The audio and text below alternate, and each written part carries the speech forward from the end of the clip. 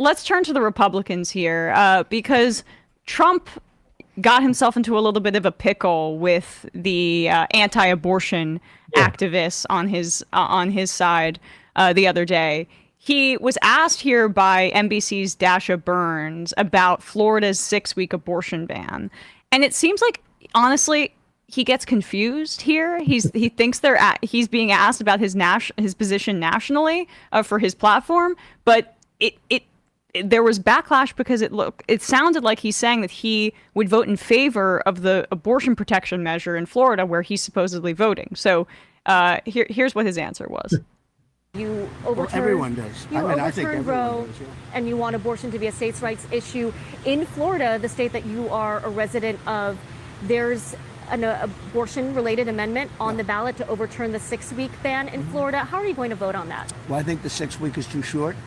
It has to be more time, and so and I've told them that I want more weeks. So you'll vote in favor of the amendment? I am going to be voting that we need more than 6 weeks. Look, just so you understand, everybody wanted Roe v. Wade terminated for years, 52 years.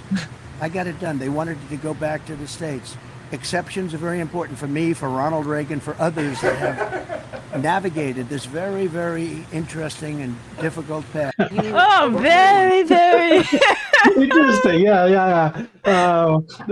It's a great use of the word interesting because it's actually a subject he's not interested in at all. Oh, yeah, right. Like a headache for him. But I mean, clearly he's like out of his depth. He will say whatever he thinks will get him votes.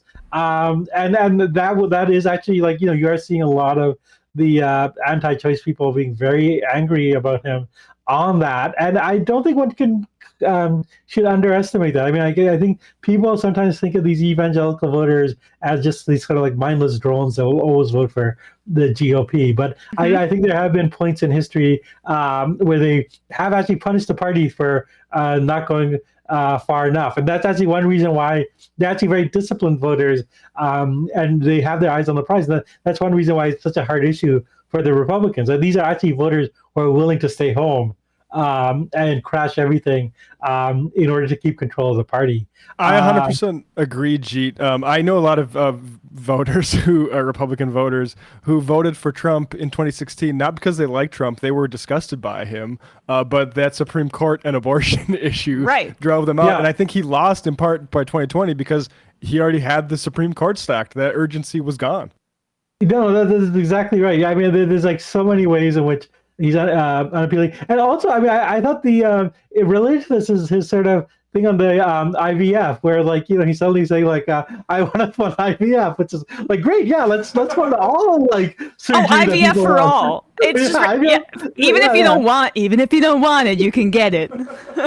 I honestly think, like, if the Democrats were a little bit more nimble, they would say, like, wow, that's a great idea. Let's drop the bill, and can you, like, make the Republican senators in the House, like, vote on this? Like, almost like great Trojan horse for Medicare for all. But I mean, it just shows that he, like, looks at the polls. IVF is hugely popular. It's only like the really fanatical, hardcore anti-choice people that are against it. But he needs those voters, and he just like he needs to activate them, right? I mean, he needs like Harris needs the base, right? And why this continued dance on Gaza policy is not tenable. Trump needs the base more than she does, honestly, at this point, given his relative position in the polls. So, like, J.D. Vance went on TV this morning. He responded to this, right? Because Trump's confused. He thinks that she's asked. He doesn't even know what's on. He doesn't even seem to know that there's abortion on the ballot in Florida, which is part of why, like, Harris had been pouring campaign resources into Florida. It's a long shot.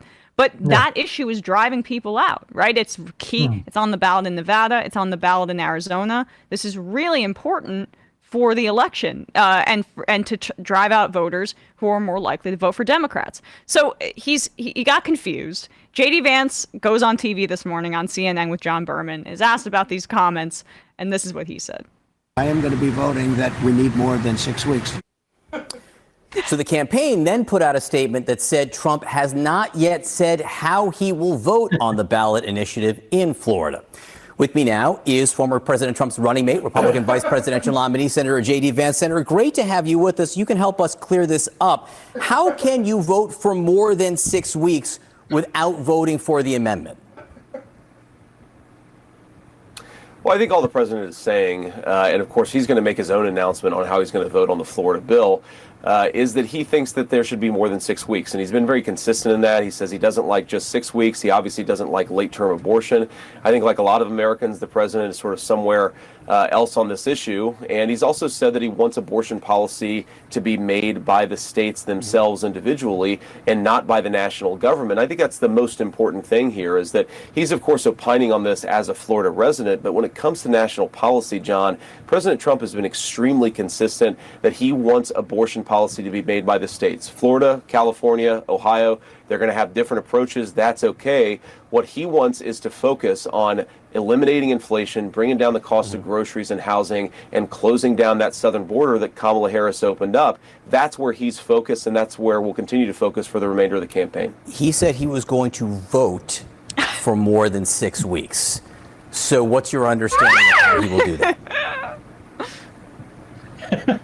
Well, I think what he's saying is that he doesn't like doing it at just 6 weeks. Obviously, he's going to make his own judgment on how he ultimately votes on the amendment.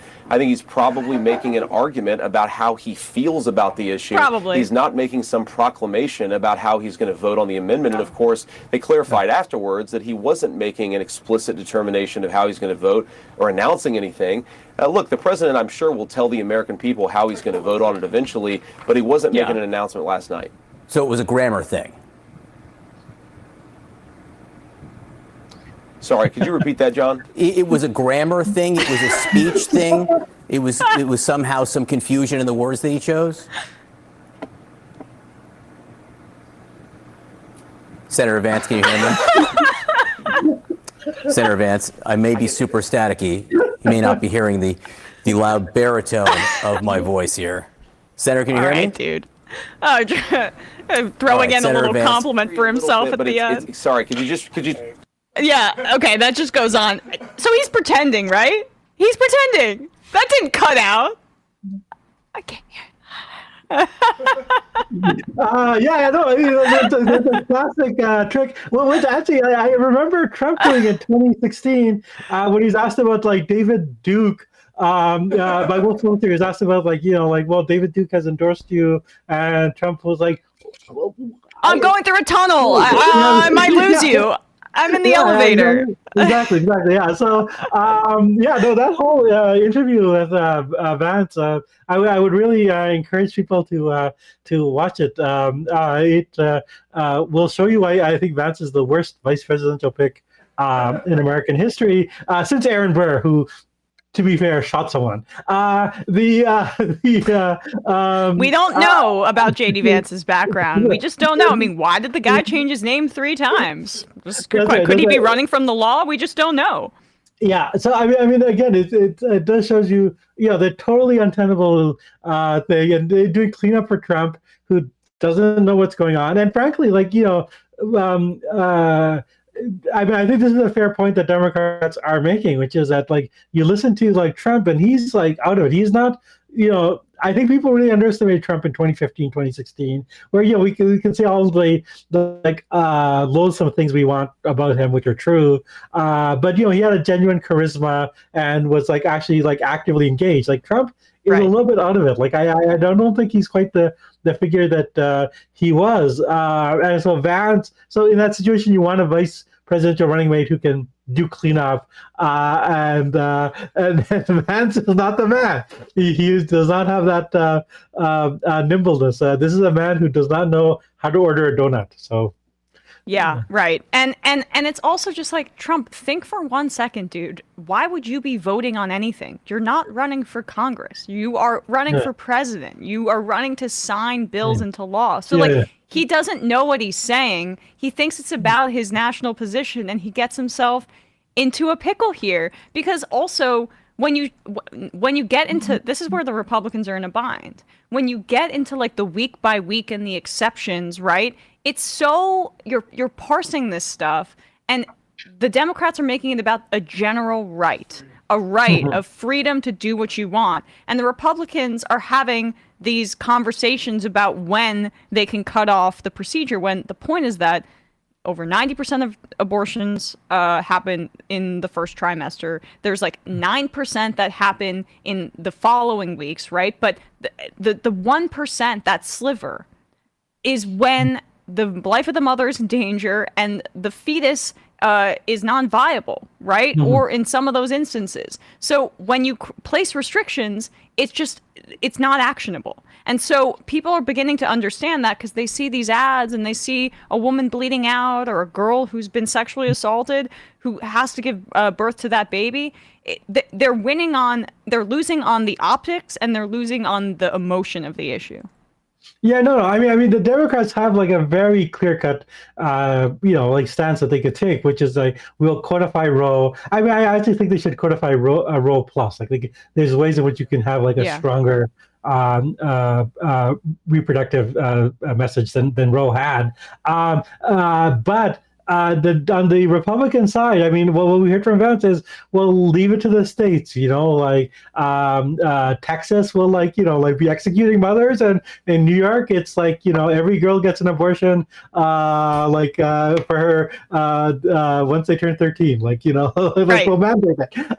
Which it's not like a very coherent position, especially since since 1865, at least, the issue of this is actually one country has been settled. And then once you say it's states' rights, you get into all this stuff of, well, what if someone, crosses from Texas to a neighboring state? People. It plays into the Democrats' hands when you get into those kind of details. It's almost like what it means. What that means, the states' rights thing means, is that the most reactionary state in America. The Democrats can make an issue of that. They can say, we want a national law, and they're having their states' rights exemption means Oklahoma is executing abortion doctors. I think that's not a very good place for the Republicans to be. Totally agree. Jeet here. You can find him over at The Nation, host of the weekly Nation podcast, The Time of Monsters. Thanks so much for coming on today. Wrapping up the week. Always a pleasure, and especially since our bearded friend has thankfully been away. We missed the opportunity to do a little bit of gossip about him. But oh yeah, well, I mean, you went too far by calling him our friend. I mean, let's be real. No. Okay. Appreciate it, Jeet. Thank you.